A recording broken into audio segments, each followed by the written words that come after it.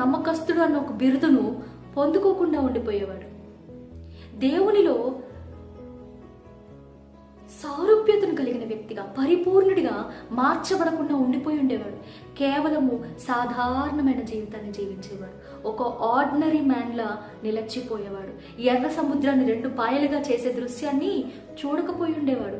దేవునితో ముఖాముఖిగా మాట్లాడకుండా ఉండిపోయి ఉండేవాడు. సినాయి పర్వతం మీదకి అగ్నిలా దేవుని దిగి వచ్చినప్పుడు ఆ 40 దినములు ఆయనతో సహవాసం చేస్తున్నప్పుడు ఈ అనుభూతులు, ఈ అనుభవాలు ఇవన్నీ కూడా తన జీవితంలో మిస్ అయిపోయి ఉండేవాడండి.